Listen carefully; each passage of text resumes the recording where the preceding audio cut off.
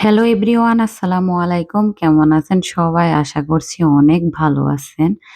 একটা শীতের সকালে আপনাদের সবাইকে আমন্ত্রিত।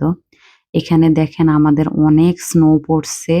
একদম মনে হয় মাইনাস ছিল ওইদিন, অনেক বেশি পড়ছে।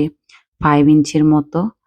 তো এখন অনবরত স্নো পড়তেছে। তো স্নো দেখে চিন্তা করলাম যে আসলে কি খাওয়া যায়?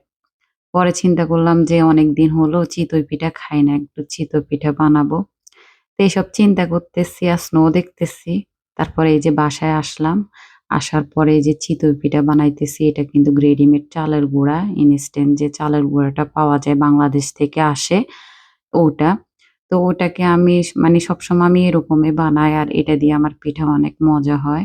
তো এই চালের গুঁড়িটা না অনেক ভালো ছিল। মানে ওই যে আমাদের দেশে যেমন একদম তাজা, তাজা ঢেঁকিতে মানে করলে যে চালের গুঁড়িটা আসে ঠিক ঐরকম মানে ঘ্রাণ-ট্রাণ সবকিছু। তো এই যে আমি এ পিঠাটার ব্যাটার বানিয়ে নিলাম। তারপর আমি হ্যান্ড ব্লেন্ডার দিয়ে পরে মিক্স করে নিয়েছি। তারপরে এই যে বেকিং পাউডারটা দিব। তো এটা করলে কি হয় আপনার পিঠাগুলো অনেক ফুলবে, সফট হবে আর খেতেও অনেক মজা লাগবে। মানে অনেক সময় পর্যন্ত আর আপনার এতে কিছু হবে না। আপনারা যদি কেউ রেসিপি চান আমি পুরা ডিটেইলস সহ রেসিপিটা শেয়ার করব। আমি আশা করি আপনারা সবাই আমার থেকে ভালো পারেন। মানে এটা তো তেমন কিছুই না। আপনারা অনেক ভালো, ভালো পারেন। তো এই যে ব্যাটারটা রেডি হয়ে গেছে। তো এখন আমি একটু অয়েল ব্রাশ করে দিছি। তারপর মানে আমি এই ফ্রাই প্যানটাতেও বানাই। তারপর আমার চিতই পিঠারও ফ্রাই প্যান আছে। তো এটাতে বানাইলে আমার বেশি ভালো লাগে। তো চিন্তা করলাম আজকে দুধ চিতলও বানাবো।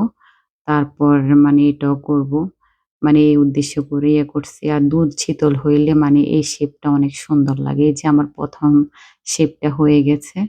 মানে মানে ১ম তো একটু ফুলে কম, তারপরেও মাশাআল্লাহ করে অনেক ভালো ফুলছে। তো এই যে একে, একে আমি সব পিঠা ভেজে নিতেছি। তো লাস্টে চিন্তা করলাম একটু পিঠার উপরে একটু ডিম দিয়ে ট্রাই করি। সবাই তো কি করে, আবার অনেকে দেখি ইলিশ মাছও দেয়। তো আজকে চিন্তা করলাম আগে ডিম দিয়ে ট্রাই করি, তারপর আরেকদিন ইলিশ মাছ দিয়ে ট্রাই করব। তো এই যে আমি ডিম দিয়ে দিলাম।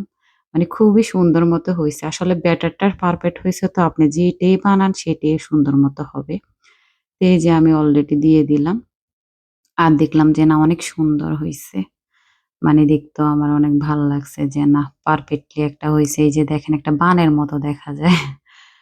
তো বাকিগুলা আমি সবগুলা বানায় নিলাম।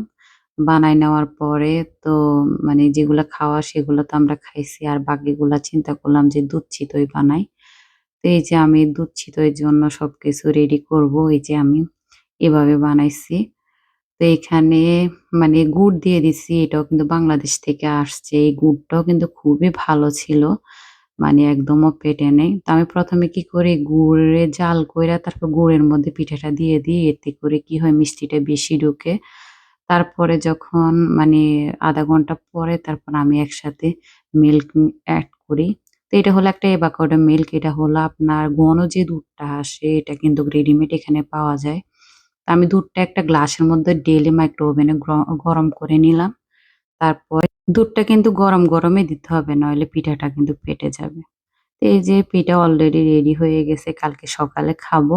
আর এই যে দেখেন রাতের অবস্থা। স্নো তো সারাদিন পড়ছে। এখন সবাই মিলে ক্লিন করতেছে।